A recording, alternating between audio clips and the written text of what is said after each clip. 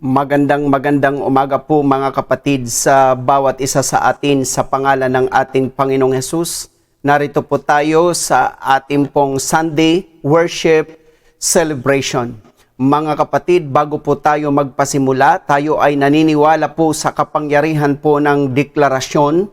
Kaya bago po tayo mga kapatid makinig ng salita ng Diyos, let us first declare positive things over our lives. Dahil kung ano po ang ating dinideklara sa ating buhay, ang siyang mangyayari sa ating buhay. Remember that we are the prophets of our own lives. Kasi ang sabi po ng Biblia, life and death is in the power of our tongue. Again, brethren in Christ, every time we do it, kailangan po nating gawin ito with faith, with boldness, and confidence. Tayong lahat mga kapatid ay magdeklara. Sabihin natin, thank God I am prosperous because I'm blessed by the Lord, greatly blessed, extremely blessed, highly favored, deeply loved. Sabihin natin, thank God I am your child, I cannot be denied, I am your beloved, everything in my life is well. Sabihin natin ng malakas, my life is well, my family is well, my job is well, my business is well, in the presence of God. Nothing is missing, nothing is broken. Sabihin natin, all is well. Once again, brethren in Christ, blessed and happy Sunday to everyone. Dahil ang sinasabi nga po ng Beatitude, blessed are those, but in other translation, happy are those. So ang happy are blessed, and ang blessed ay happy, brethren in Christ. Again, mga kapatid, tayong lahat ay pinagpala ng Diyos. The title of our message for today, brethren in Christ, the hope we have in Christ Jesus. Dahil, again, mga kapatid, we have to understand what kind of hope we have in Christ Jesus, because nowadays, brethren in Christ, ang kailangan ng tao ay ang pag-asa. At kailangan mayroon tayong pag-asa na tanging sa ating Panginoon lamang natin matatagpuan. Let us read here in Hebrews chapter 6 verses 18 to 20, Tagalog ang Biblia, upang sa dalawang bagay na di mababago, na diyay di maaaring ang Diyos ay magbulaan, ay magkaroon tayo ng isang matibay na kasiglahan, tayong nangagsitakas na sumakanlong upang mangapit sa pag-asang nalalagay sa ating unahan, na ating inaring tulad sa sinipete ng kaluluwa, isang pag-asa na matibay at matatag at pumapasok na nasa loob ng tabing, na dooy pumasok dahil sa atin si Jesus, naggaya ng pangunahin na naging dakilang saserdote magpakailanman ayon sa pagkasaserdote ni Melchizedek. And in Amplified Version, Hebrews 6:18 to 20, this was so that by two unchangeable things, His promise and His oath, is in which it is impossible for God ever to prove false or deceived us, we who have fled to Him for refuge might have mighty indwelling strength and strong encouragement to grasp and hold fast the hope appointed for us and set before us. Now we have this hope as a sure and steadfast anchor of the soul. It cannot slip and it cannot break down under whoever steps out upon it. A hope that reaches farther and enters into the very certainty of the presence within the veil, where Jesus has entered into for us in advance, a forerunner, having become a high priest forever after the order with the rank of Melchizedek. Brethren in Christ, nakita po natin na ang sinasabi po dito mga kapatid, dalawang bagay mga kapatid ang hindi pwedeng maging sinungaling ang Diyos sa kanyang mga pangako at sa kanyang mga salita. At ito ang ating pinanghahawakan, ito ang ating inaasahan. At si Jesus Christ was likened to an anchor. At ang sabi po dito mga kapatid sa ating binasa, ay tulad po siya ng anchor, brethren in Christ, na siya po ay sure and steadfast anchor of our soul, na ibig sabihin cannot slip and it cannot break down under whoever steps out upon it. So hindi po ito pwedeng masira, hindi pwedeng magiba mga kapatid ang pag-asa na mayroon tayo sa ating Panginoong Hesukristo. Kaya ito po ang ating pag-asa na mayroon sa ating Panginoon. Again, the title of our message for today, the hope we have in Christ Jesus. Let us continue, brethren in Christ, in Psalms 43:5, Tagalog ang Biblia, bakit ka nang lulumo o kaluluwa ko? At bakit ka nababagabag sa loob ko? Umasa ka sa Diyos sapagkat pupuri pa ako sa Kaniya na siyang kagalingan ng aking mukha at aking Diyos. And in Amplified Version, Psalms 43:5, why are you cast down, O my inner self? And why should you moan over me and be disquieted within me? Hope in God and wait expectantly for Him, for I shall yet praise Him, who is the help of my sad countenance and my God. So mga kapatid, maliwanag na sinasabi po ng Biblia na have hope in God.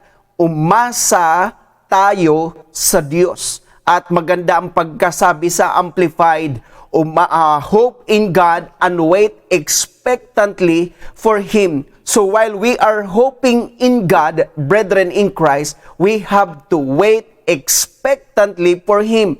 Dahil yan ang sinasabi ko na every time we listen the Word of God, tayo dapat ay eager, tayo ay excited, at tayo po ay expectant, because if we don't expect, we will receive nothing. Bakit po sinabi po ng salmista, mga kapatid, na bakit nang lulumo ang kaluluwa ko? At bakit ka nababagabag sa loob ko? So, brethren in Christ, kapag tayo ay nakakaranas ng mga challenges, hardships, and difficulties in life, normally, brethren in Christ, ito ang nararanasan ng tao. Let us look, brethren in Christ, the result of having no hope. Naroon po yung pagkatakot, naroon yung pag-aalala, naroon ang pangangamba, naroon ang pagkabahala. Again, usually, ito po ang resulta kapag tayo ay nawawala ng pag-asa. Kaya tama po ang sinabi ng salmista na bakit nang lulumo ka o kaluluwa ko, at bakit nababagabag ka sa loob ko. At ang kanyang suggestion, umasa ka sa Diyos and hope in God and wait expectantly for Him. Now, let us continue, brethren in Christ. Bakit po sinabi po na umasa ka sa Diyos? Because there are people na walang pag-asa and other are losing their hope, brethren in Christ. Let us read here in 1 Thessalonians 4:13, Tagalog ang Biblia. Ngunit hindi namin ibig na kayo'y di mga kaalam, mga kapatid, tungkol sa nangatutulog o patay, upang kayo'y huwag mga lumbay na gaya ng mga iba na walang pag-asa. And in Amplified Version, Thessalonians 4:13, now also we would not have you ignorant, brethren, about those who fall asleep in death, that you may not grieve for them as the rest do, who have no hope beyond the grave.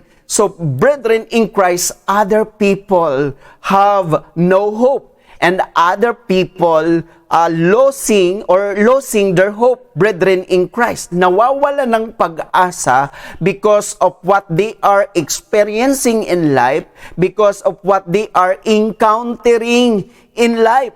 Bakit po ang iba walang pag-asa? Dahil ang dahilan ay wala silang Diyos. Let us read here in Ephesians 2:12, Tagalog ang Biblia, na kayo ng panahong yaon ay mga hiwalay kay Kristo, na mga di kabilang sa bansa ng Israel at mga taga-ibang lupa tungkol sa mga tipan ng pangako, na walang pag-asa at walang Diyos sa sanglibutan. And in Amplified version, Ephesians 2:12, remember that you were at that time separated, living apart from Christ, excluded from all part in Him, utterly estranged and outlawed from the rights of Israel as a nation, and strangers with no share in the sacred compacts of the Messianic promise, with no knowledge of or right in God's agreements, His covenants. And you have no hope, no promise. You were in the world without God. So napakaliwanag, mga kapatid, na ang mga wala lamang pag-asa ay ito yung mga taong hiwalay sa ating Panginoong Hesukristo. Ito yung mga taong walang Diyos sa buhay. Ngunit sa kabilang dako, kapag tayo ay hindi hiwalay sa ating Panginoong Hesukristo at tayo ay mayroong Diyos sa ating buhay, therefore, tayo po, mga kapatid, ay mayroon pong pag-asa. Kaya, mga kapatid, ito ang inaffirm ni Apostle Paul sa mga mananampalataya sa Roma, at ating mababasa sa Romans 15:13, Tagalog ang Biblia, puspusin nga kayo ng Diyos ng pag-asa, ng buong kagalakan at kapayapaan sa pananampalataya, upang kayo'y managana sa pag-asa sa pamamagitan ng kapangyarihan ng Espiritu Santo. And in Amplified version, Romans 15:13, may the God of your hope so fill you with all joy and peace in believing through the experience of your faith, that by the power of the Holy Spirit you may abound and be overflowing, bubbling over with hope. So, brethren in Christ, why we have hope in God? Because the God whom we serve, the God whom we worship, is the God of hope.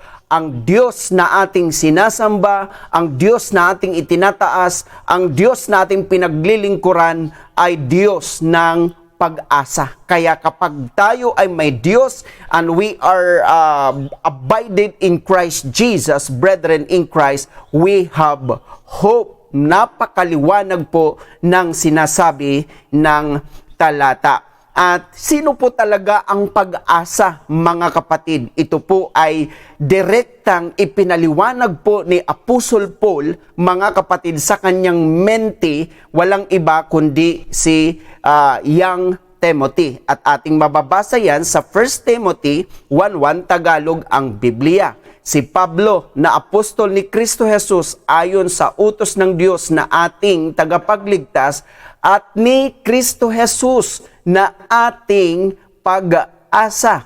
And in Amplified version, 1 Timothy 1:1, Paul, an apostle, special messenger of Christ Jesus, by appointment and command of God our Savior, and of Christ Jesus the Messiah, our hope. Kaya hindi lang tayo mayroong pag-asa dahil tayo mayroong Diyos, tayo ay may pag-asa dahil tayo ay mayroong Kristo sa ating buhay because Jesus Christ Himself is our hope, brethren in Christ. Let me repeat it again. Jesus Christ is our hope, brethren in Christ. Kaya pag may Kristo tayo sa ating puso, sa ating buhay, wala tayo, mga kapatid, puwang sa kawalan ng pag-asa dahil si Kristo mismo ang ating pag-asa. And in Colossians 1:23, Tagalog ang Biblia, kung tunay na kayo'y namamalagi o mamamalagi sa pananampalataya na nababaon at matitibay at di makilos sa pag-asa sa Ebanghelyo na inyong narinig, na ipinangaral sa lahat ng mga nilalang sa silong ng langit na dito akong si Pablo ay ginawang ministro. And in Amplified Version, Colossians 1:23, and this he will do provided that you continue to stay with and in the faith in Christ, well grounded, unsettled, and steadfast, not shifting or moving away from the hope which rests on and is inspired by the glad tidings, the gospel, which you heard and which has been preached as being designed for and offered without restrictions to every person under heaven, and of which gospel I, Paul, become a minister. Kaya mga kapatid, uulitin ko, kapag tayo ay may Jesus sa ating buhay, kapag tayo ay may Kristo sa ating buhay, tayo ay may pag-asa dahil ang pag-asa na ating inaasahan, ito po ang Ebanghelyo, ang mabuting balita, ang glad tidings, brethren in Christ, or gospel, which speaks about the finished work of our Lord Jesus Christ, which known sa ating panahon ngayon na grasya, mga kapatid. It has been preached over the world, in the world, brethren in Christ. Kaya ito po, mga kapatid, ang ating inaasahan na maganap, mangyari at matupad sa ating mga buhay. And in Titus 3:7, Tagalog ang Biblia, upang sa pagkaaring ganap sa atin sa pamamagitan ng kanyang biyaya ay maging tagapagmana tayo ayon sa pag-asa sa buhay na walang hanggan. And in Amplified Version, Titus 3:7, and he did it in order that we might be justified by his grace, by his favor, wholly undeserved, that we might be acknowledged and counted as confirmed to the divine will in purpose, thought, and action, and that we might become heirs of eternal life according to our hope. Kaya mga kapatid, dahil sa ating Panginoong Hesukristo, nagkaroon tayo ng pag-asa at ang ating inaasahan ay ang gospel, glad tidings, or yung tinatawag natin na Ebanghelyo, brethren in Christ, or tinatawag po nating grasya, the finished work of our Lord Jesus Christ. Tayo ay naging mga tagapagmana. All of the benefits, brethren in Christ, of the eternal life Jesus Christ has given to us when Jesus Christ died on the cross. Kaya tayo ay umaasa. Ulitin ko, tagapagmana tayo sa lahat ng tinapos ng ating Panginoong Hesukristo sa krus ng Kalbaryo. Tinapos niya na po, mga kapatid, ang kasalanan, tinapos niya na po ang kahirapan, tinapos na po, mga kapatid, ang kamatayan, tinapos na po ang lahat sa krus ng Kalbaryo, at tayo ngayon ay mayroong kalusugan, kagalingan, katagumpayan, katiwasayan, kapayapaan, kasaganaan, kaunlaran. Mga kapatid, lahat po yun ay naging tagapagmana tayo ng buhay na walang hanggan. Before we proceed, brethren in Christ, what is hope? Ano po ba talaga ang pag-asa? Kasi baka mga kapatid, this is very basic, pero minsan na kakaligtaan natin mga kapatid. So dinipine po ito ni Apostle Paul sa mga mananampalataya sa Roma, and we can read it in Romans chapter 8 verses 24 and 25, Tagalog ang Biblia. Sapagkat tayo'y iniligtas sa pag-asa. Datapwat ang pag-asa na nakikita ay hindi pag-asa. Kaya't sino nga ang umaasa sa nakikita? Datapwat kung nagsisiasa tayo sa hindi natin nakikita, kung magkagayoy hinihintay nating may pagtitiis. And in Amplified Version, Romans 8:24 and 25, for in this hope we were saved. But hope, the object of which is seen, is not hope. For how can one hope for what he already sees? But if we hope for what is still unseen by us, we wait for it with patience and composure. So here, brethren in Christ, napakaliwanag na pag sinabing pag-asa, ito po ay pag-asa sa mga bagay na hindi nakikita. Kasi kung tayo ay umaasa sa mga bagay na nakikita, ang wika po ni Apostle Paul is no longer hope, because hope is believing the unseen and invisible things, brethren in Christ. Kaya napakahalaga ho na makita po natin. Again, kung umaasa tayo sa mga bagay na visible at sa mga bagay na nakikita, it's no longer hope, because hope is believing what is unseen things and what is invisible things, brethren in Christ. And because we are hoping the invisible or invisible and unseen things, we are hoping and we are waiting for it with patience and composure, ang sabi po ng Amplified Version. Kaya mga kapatid, tandaan po natin,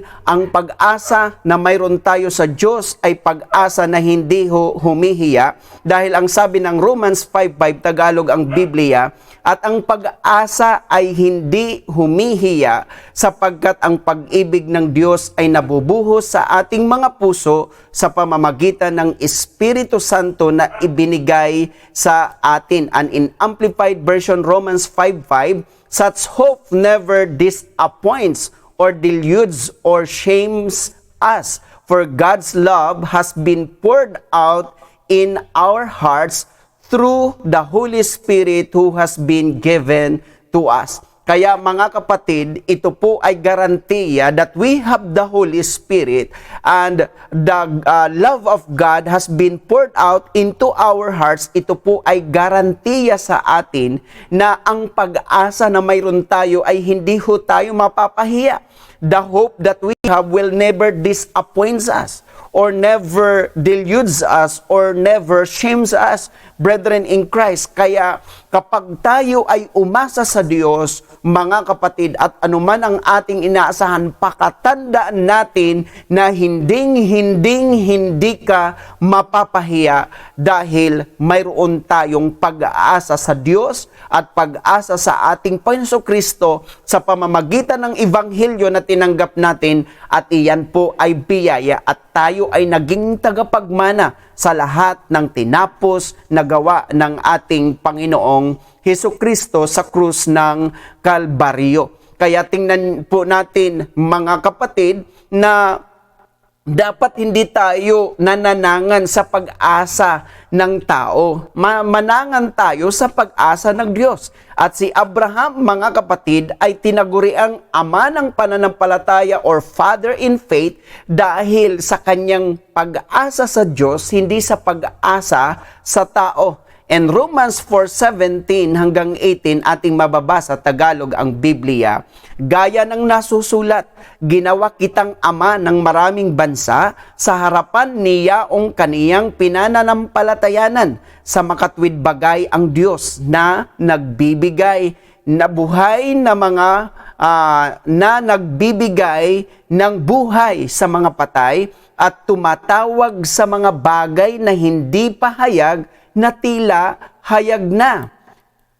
Siya na sumasampalataya na nasa pag-asa, laban sa pag-asa, upang maging ama ng maraming bansa, ayon sa sabi, magiging gayon ang iyong binhi. And in Amplified Version, Romans 4:17 to 18, as it is written, I have made you the father of many nations. He was appointed our father in the sight of God, in whom he believed, who gives life to the dead and speaks of the non-existent things that he has foretold and promised as if they already existed.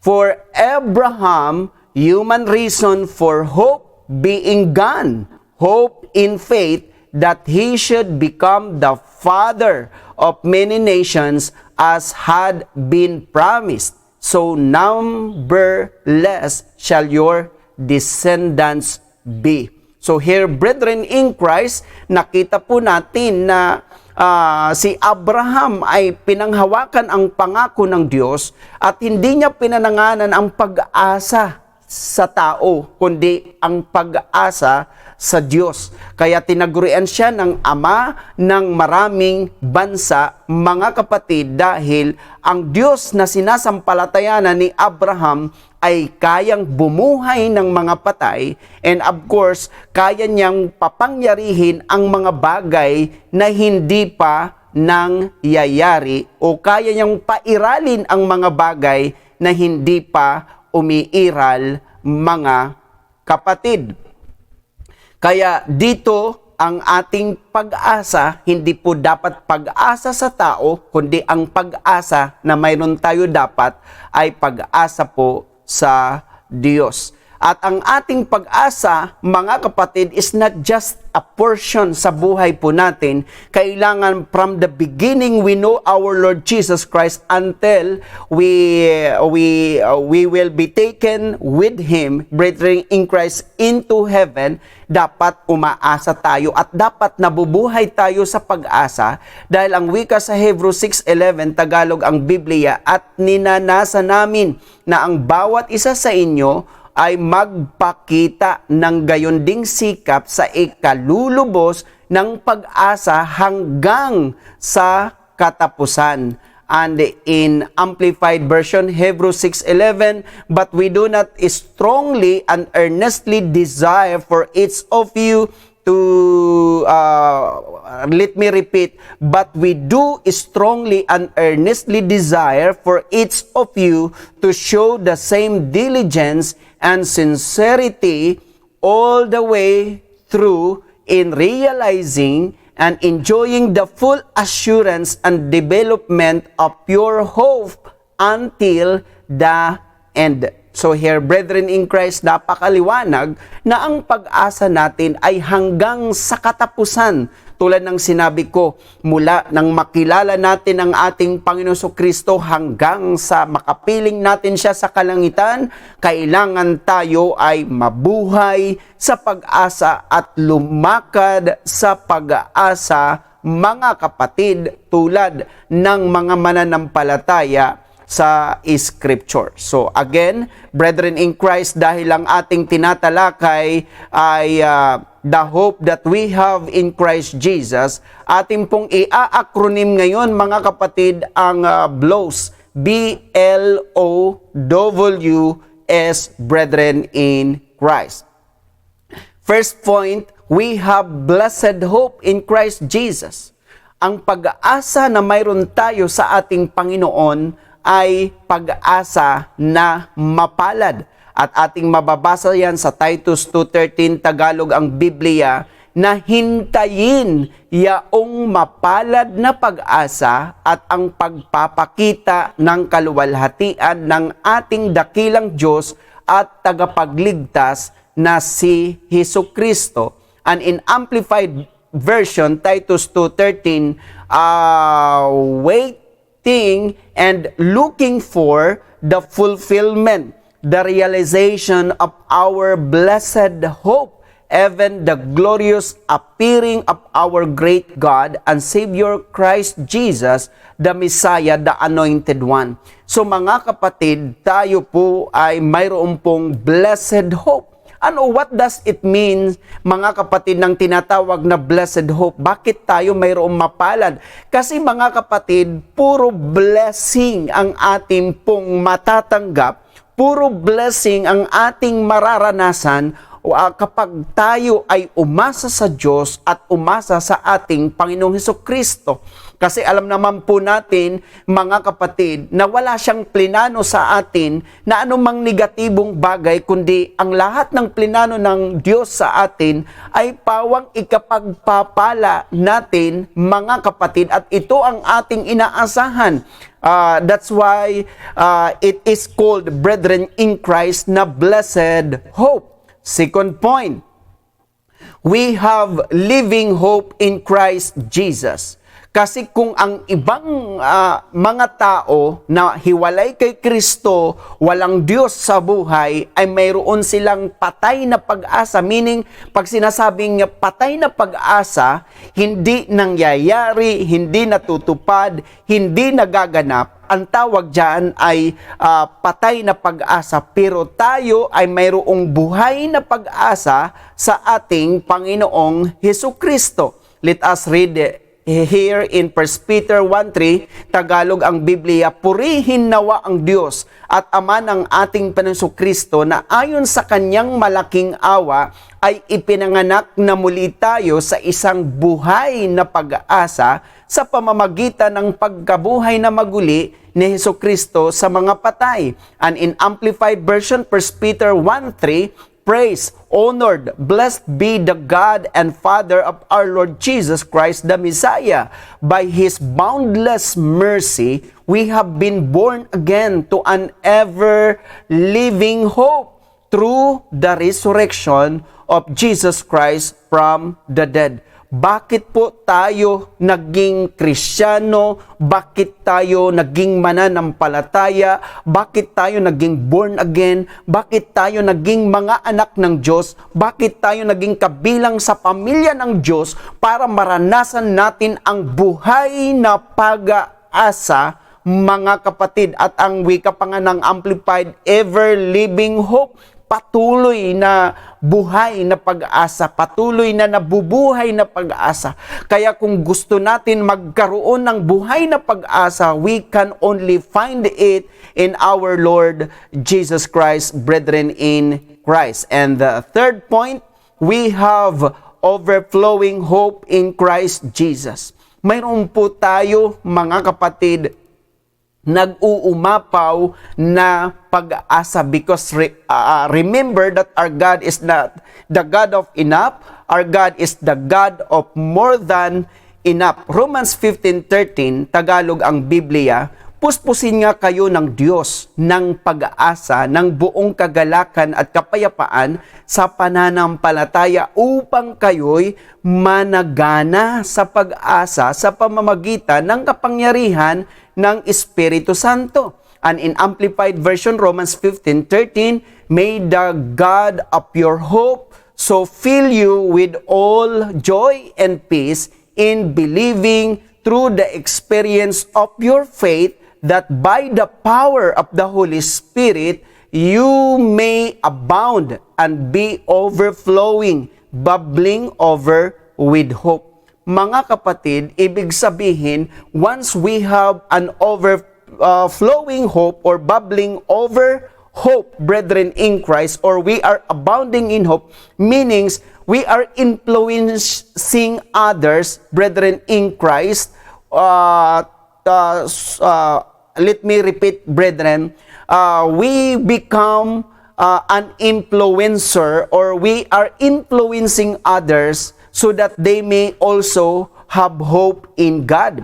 Kaya mahalaga, mga kapatid, na tayo ay may overflowing na pag-asa sa ating Diyos. Mga kapatid, para yung ating kasambahay, parang ating mga relatives, parang ating mga friends, parang ating mga neighborhood, brethren in Christ, at sa lahat ng taong ating makakasalamuha, ay mahahawaan natin because overflowing, nag-uumapaw, it flows, brethren in Christ, so that they may also have hope in God. Kaya salamat sa ating Panginoon Kristo because we have this kind of hope, mga kapatid, na tipong makita ka lang, kahit ang nakakakita sa'yo ay wala ng pag-asa, ay nabubuhayan ng pag-asa because you have that overflowing hope in God, brethren in Christ. Kaya hindi tayo dapat ang nai-influensyahan ng mundo that the world is losing their hope. Dapat tayo ang nag-i-influensya sa mundo na despite the world is losing their hope, tayo po ang magbibigay ng pag-asa sa kanila at tayo ang magiging vessel, brethren, and channel of hope para mabuhayan sila ng pag-asa. That's how overflowing hope works, brethren, in Christ. Kaya kakaiba ho tayo dahil makita ka lamang, makita ako, makita tayong lahat despite of what we are experiencing in this world, nabubuhayan ang mga tao ng pag-asa.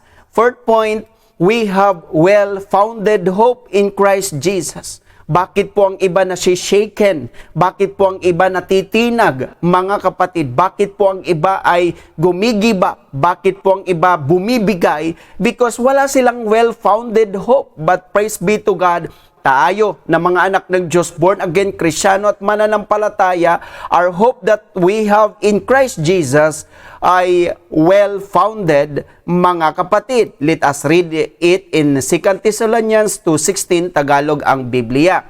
Ngayon, ang ating Panginoong Hesukristo rin at ang Diyos na ating Ama na nasa amin ay umibig at sa amin ay nagbigay ng walang hanggang kaaliwan at mabuting pag-asa sa pamamagitan ng biyaya. Here, brethren in Christ, ang binanggit mabuting pag-asa, while in Amplified Version, 2 Thessalonians 2:16, now may our Lord Jesus Christ Himself and God our Father, who loved us and gave us everlasting consolation and encouragement and well-founded hope through His grace and merited favor. Brethren in Christ, let me emphasize, and well-founded hope through His grace and merited favor. Mga kapatid, bakit po tayo mayroong well-founded hope? Because of the grace, the unmerited, undeserved, unearned favor of our Lord Jesus Christ. Salamat sa biyaya ng Diyos. Dahil sa biyaya ng Diyos, hindi tayo napatitinag, hindi tayo gumigibap, hindi tayo bumibigay, mga kapatid, because we are founded or we have a well-founded hope in His grace, unmerited favor, undeserved favor, and unearned favor, brethren in Christ. Kapag ang ating pag-aasa ay founded sa tinapos na gawa ng ating Panginoong Hesukristo sa krus ng Kalbaryo, uulitin ko mga kapatid, anumang unos ang dumating sa buhay natin, anumang bagyo ang dumating sa buhay natin, anumang problema ang dumating sa buhay natin, hindi tayo give up, hindi tayo mag-quit, hindi tayo mga kapatid susuko.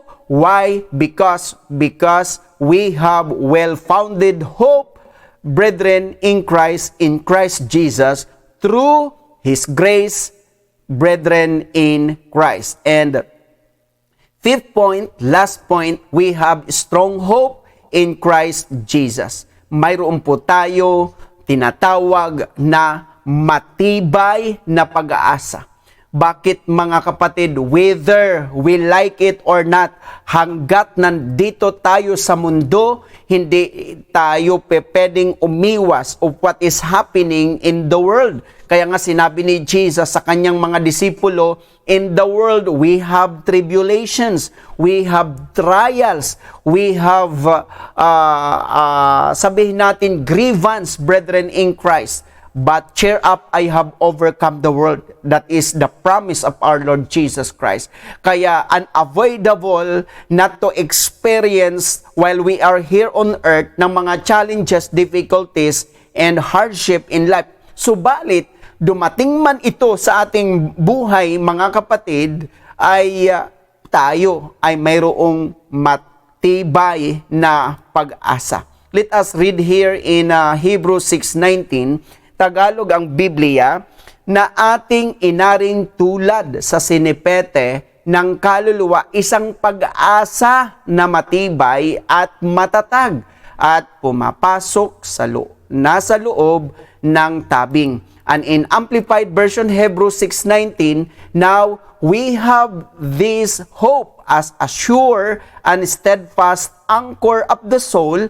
It cannot slip and it cannot break down under whoever steps out upon it, a hope that reaches farther and enters into the very certainty of the presence within the veil. So here, brethren in Christ, ang ginamit naman po sa Amplified ay sure and steadfast, pero malinaw ang sinabi sa Tagalog na matibay at matatag. Kaya mga kapatid, kay Kristo Jesus, tayo ay mayroong matibay at matatag na pag-asa na no matter what, no matter how, whatever comes on our way, brethren in Christ, tayo ay mananatiling nakatayo dahil mayroon tayong matibay, matatag na pag-asa, or mayroon tayong sure and steadfast hope in Christ Jesus.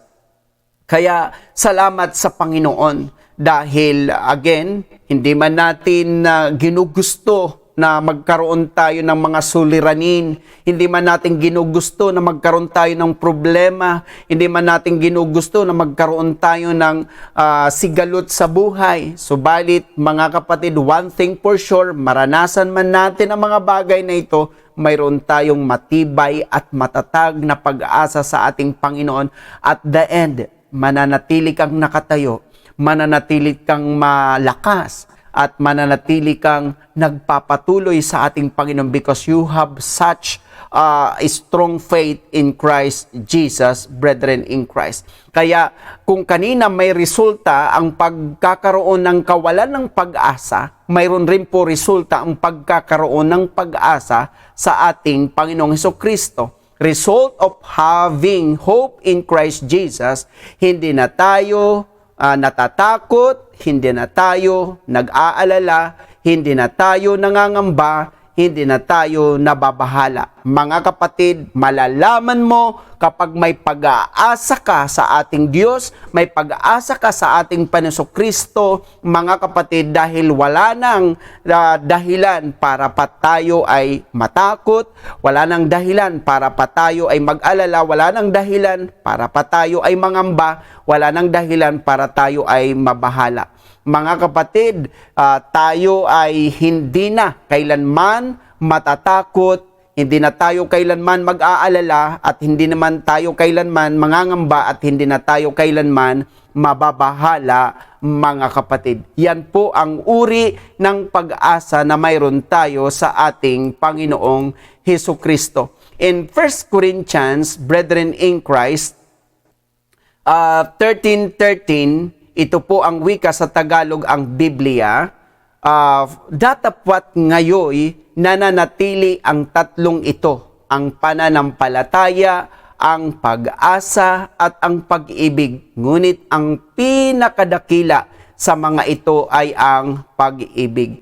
And in Amplified Version, 1 Corinthians 13:13, and so faith, hope, love abide, faith, conviction, and belief, respecting man's relation to God and divine things, hope, joyful and confident expectation of eternal salvation, love, true affection for God and man growing out of God's love for and in us. These three, but the greatest of these is love. So, brethren in Christ, ang kailangan ng tao ngayon ay hindi po judgment. Ang kailangan ng tao ngayon ay hindi po condemnation. Ang kailangan ng tao ngayon ay hindi po paninisi or pag-blame sa kanila. Ang kailangan ng tao ngayon ay ang pananampalataya, pag-asa, at pag-ibig, brethren in Christ. What people needs today? Faith, hope, love. In Tagalog, pananampalataya, pag-asa, pag-ibig. Hindi po ito ang panahon ng judgment. Hindi po ito ang panahon ng condemnation. Hindi po ito ang panahon para mag-away-away. Hindi po ito ang panahon para makipagtalo. Hindi po ito ang panahon ng di pagkakasundo-sundo. Ito ang panahon na sama-sama tayong sumampalataya sa Diyos. Ito ang panahon na sama-sama tayong umasa sa Diyos. Ito ang panahon na sama-sama tayong magmahal sa Diyos at magmahalan sa isa't isa. Brethren in Christ, the hope that we have in Christ Jesus, blessed hope, living hope, overflowing hope, well-founded hope, strong hope, and these are the acronym of the word BLOWS, B-L-O-W-S. Again, the hope that we have in Christ Jesus, blessed hope, living hope, overflowing hope, well-founded hope, and strong hope. Brethren in Christ, as what I mentioned earlier, this is not the time to judge one another. This is not the time to condemn one another. It is a time to lead us unite one another, to have faith in God, to have hope in God, and to love God and to love one another. Dahil ang nararanasan mo, nararanasan ko, nararanasan nating lahat. Ang kailangan po natin ay pagtutulungan, pagkakaisa, pag-uunawaan. Brethren in Christ, in our time today, there are many people are losing hope of what is happening in the world today. Pero ikaw, ako, tayong lahat ng mga anak ng Diyos, mananampalataya, Kristiyano at born again, hindi po tayo nawawala ng pag-asa. Rather, we have a blessed hope, we have a living hope, we have an overflowing hope, we have a well-founded hope, and we have a strong hope in Christ Jesus, brethren in Christ. Kaya, instead, mga kapatid, na mag-focus tayo sa ano pa mang bagay, mag-focus po tayo sa pag-asa po sa Diyos. Magkapit-kapit, bisig tayo habang umaasa tayo sa Diyos. At the end, brethren in Christ, ating mararanasan ang blessed hope, living hope, overflowing hope, well-founded hope, and strong hope, brethren in Christ.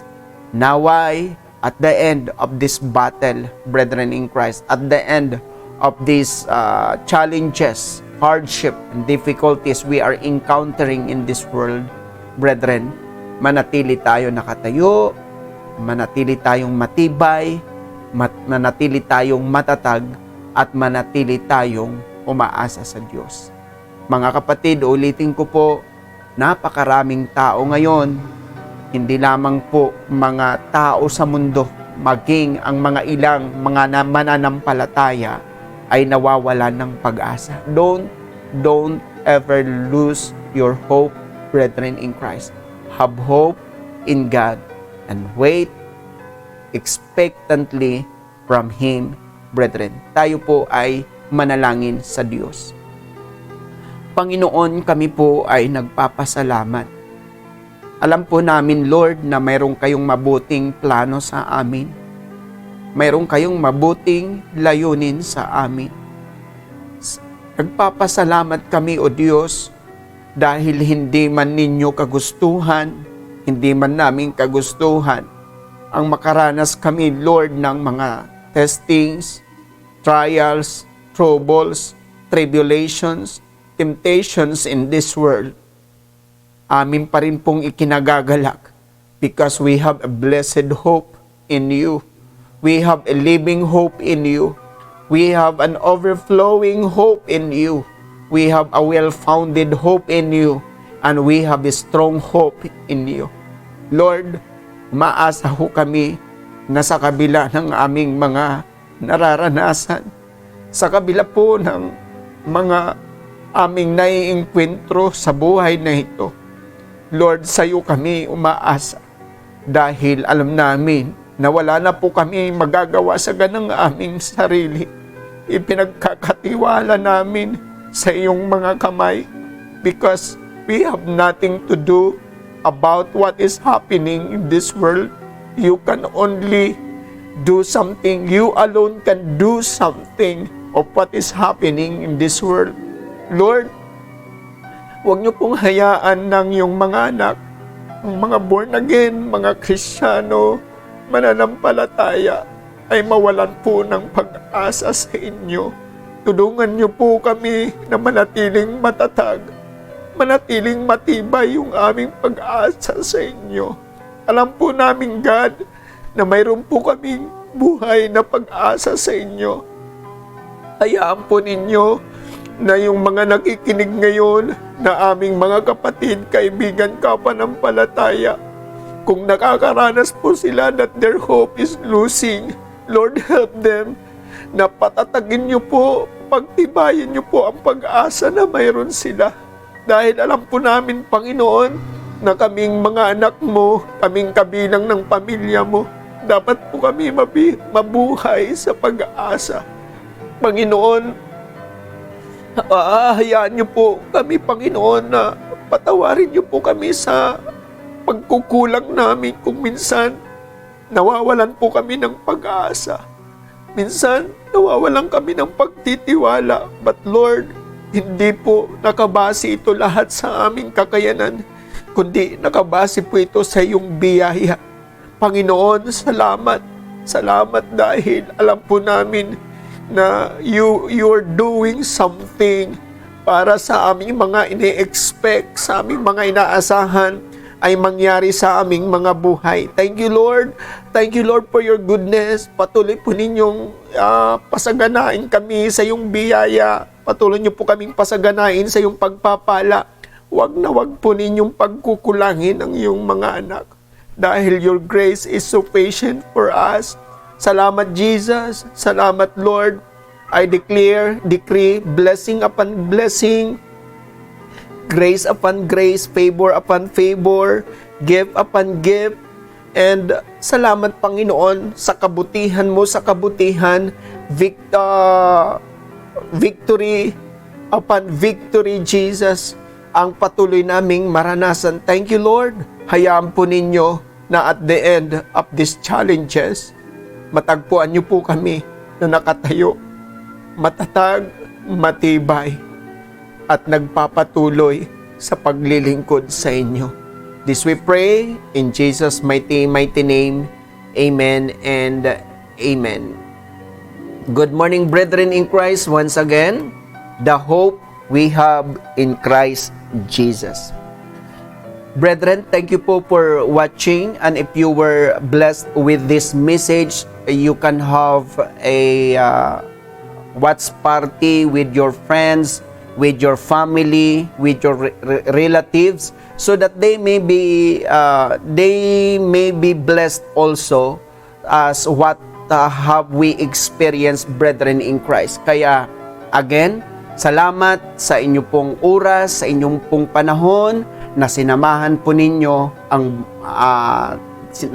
sinamahan po ninyo ako para po sa ating pong pagbubulay-bulay ng salita ng Diyos. Once again, brethren in Christ, happy and blessed Sunday to everyone. God bless us all.